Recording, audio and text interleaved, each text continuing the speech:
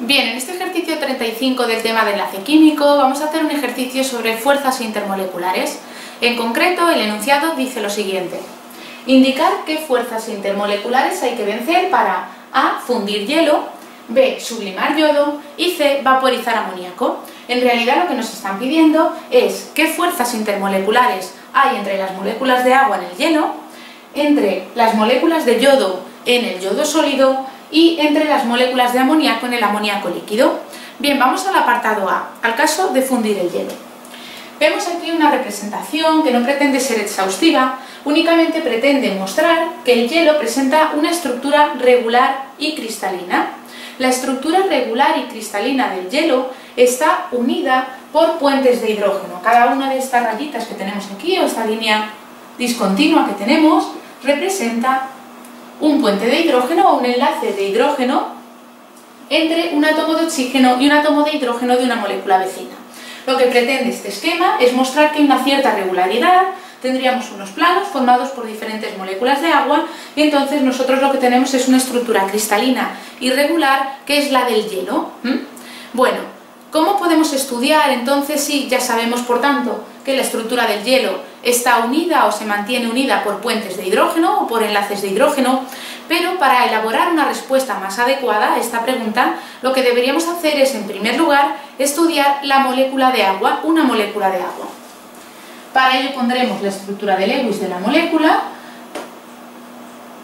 Cada hidrógeno tiene un electrón, el oxígeno tiene 6 electrones, de forma que al tener 2 hidrógenos vamos a tener en total 8 electrones de valencia.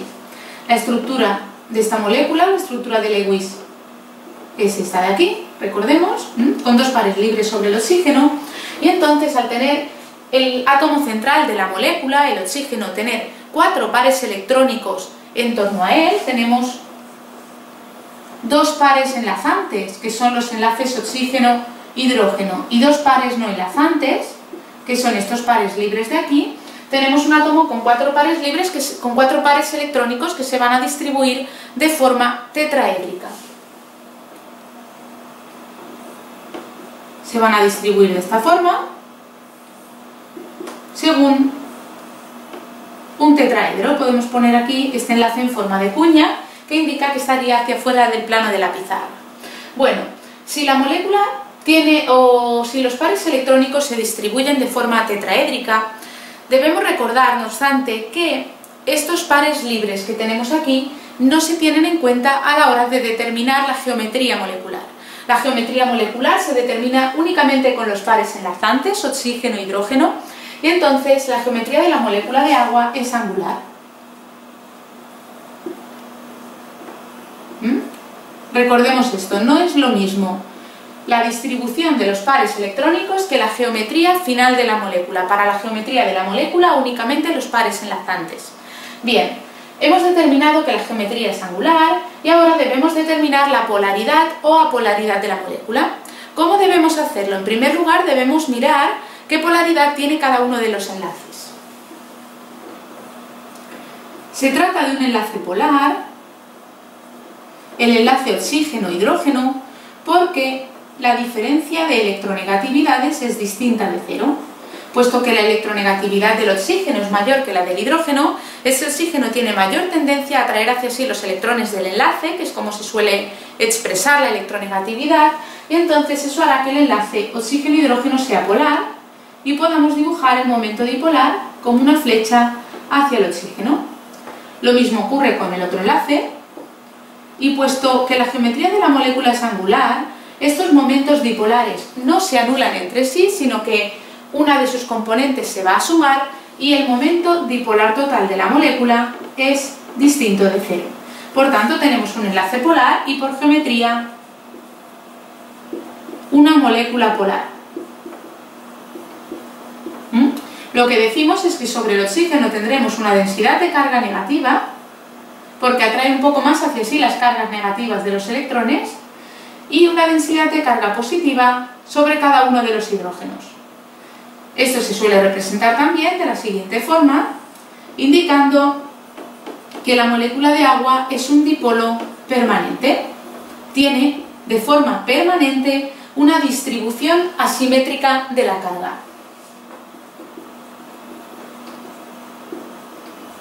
Bien, se trata de una molécula polar que por tanto va a dar lugar a fuerzas intermoleculares dipolo-dipolo.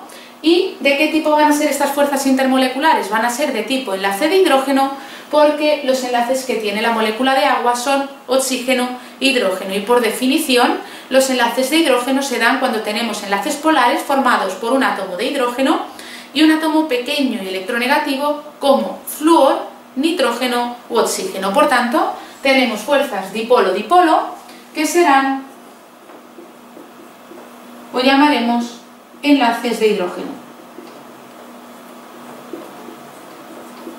Bien, estos son los enlaces de hidrógeno que forman la estructura del hielo sólido, y entonces para poder fundir el hielo debemos romper esta estructura cristalina de enlaces de hidrógeno. No obstante, hay que indicar que también hay enlaces de hidrógeno en el agua líquida, es lo que mantiene el agua líquida, las moléculas de agua unidas en el líquido. Lo que ocurre es que se trata de puentes de hidrógeno dinámicos que no presentan una estructura cristalina irregular como en el caso del hielo. Por tanto, hay que, para fundir el hielo, vencer una cierta cantidad de puentes de hidrógeno o de enlaces de hidrógeno de la estructura que tenemos inicialmente, de esta estructura regular. Bien, esto sería para la molécula de agua. Esta sería una respuesta completa partiendo de la estructura de Lewis y de la polaridad de la molécula, y vamos a hacer algo parecido para el caso B, para el yodo. Recordemos que el yodo es un compuesto diatómico porque cada átomo de yodo tiene 7 electrones en la última capa, tiene un electrón desapareado, y entonces podrán formar cada uno de ellos un enlace covalente para dar moléculas de I2 de esta forma. Bien, bueno, podemos poner los pares libres. Esta sería la estructura de Lewis de la molécula de I2. Bueno, los átomos de yodo son bastante grandes, tienen un número atómico de 53, y entonces va a tener una nube electrónica bastante grande. Entonces, en torno a la molécula de I2 tenemos una nube electrónica grande, y cuanto mayor es esta nube electrónica, lo cual está relacionado con la masa del compuesto, y el yodo tiene una masa considerable, esta nube electrónica va a ser más polarizable. ¿Qué significaba que la nube electrónica fuese polarizable? Bueno, la nube electrónica está en constante movimiento, y en un momento dado la carga puede estar más desplazada hacia un lado de la molécula que hacia otro. Es un instante, y por este motivo se le denomina dipolo instantáneo. Aquí tendríamos una densidad de carga igualmente distribuida, pero en un momento dado, en un instante, puede ser que la densidad de carga esté más distribuida hacia un lado que hacia otro, haciendo que esta zona de la molécula tenga una densidad de carga negativa, más densidad electrónica, y aquí una densidad de carga positiva. Esto es un dipolo instantáneo. Bien, las moléculas de yodo de I2 pueden formar dipolos instantáneos, pero también cuando una molécula polarizada en un instante, un dipolo instantáneo, se halla cerca de otra molécula de yodo, puede inducir también una polarización sobre dicha molécula de yodo. Es decir, que esta molécula vecina puede inducir que otra molécula vecina se polarice, formando un nuevo dipolo con una densidad de carga negativa en esta zona, positivo o negativo, y positiva en esta zona, al cual vamos a llamar dipolo inducido.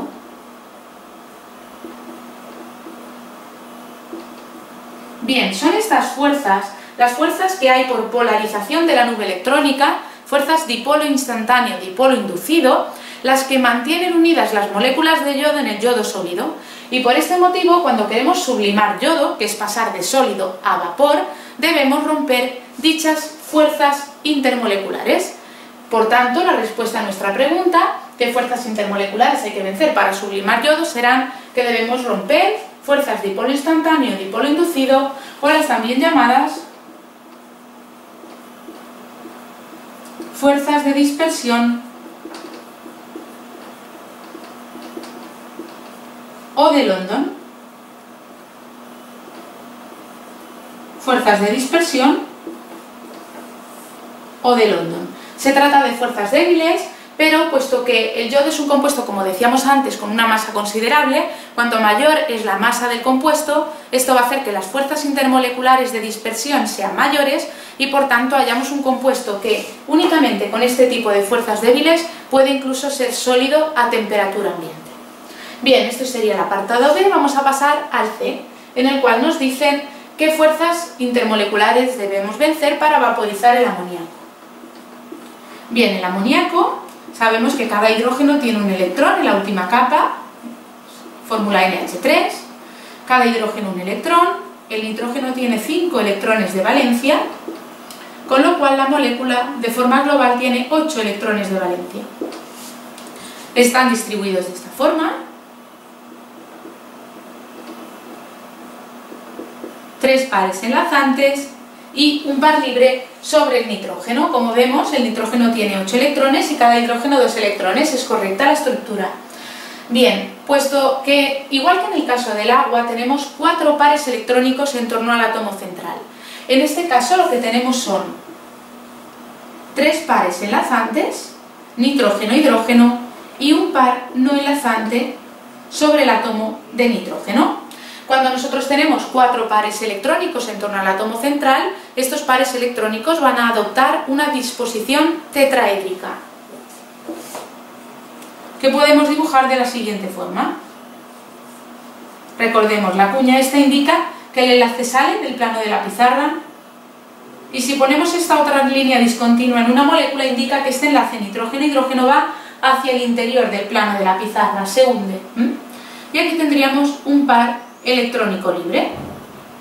Bien, esta sería la distribución de los pares electrónicos, pero como ya hemos indicado anteriormente, para determinar la geometría de esta molécula no vamos a tener en cuenta el par libre, sino únicamente los pares enlazantes. Como vemos, tenemos un nitrógeno unido a 3 hidrógenos que están hacia abajo de este plano, hacia abajo, y esta geometría es una geometría de pirámide trigonal.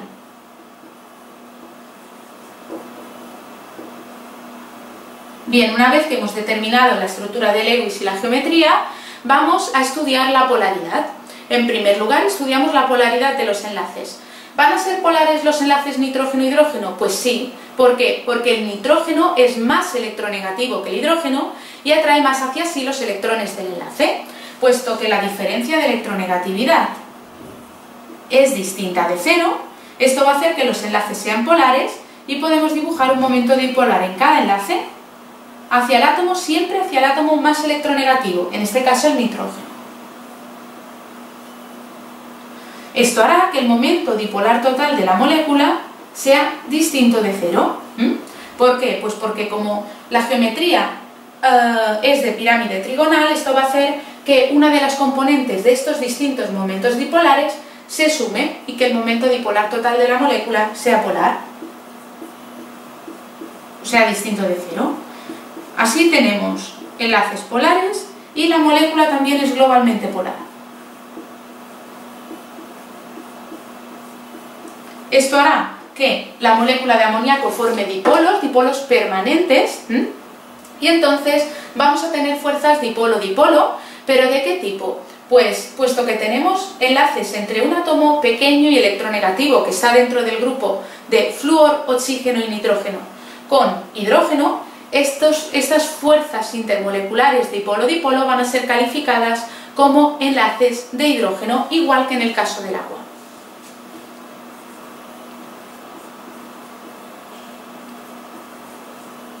Como entre las distintas moléculas de amoníaco vamos a tener enlaces de hidrógeno, van a ser estas fuerzas, estos enlaces de hidrógeno, los que vamos a tener que vencer para vaporizar el amoníaco. Si tenéis dudas con respecto a la teoría de fuerzas intermoleculares, os remito a que veáis los correspondientes vídeos de teoría. Bien, esta sería la respuesta a este ejercicio sobre fuerzas intermoleculares.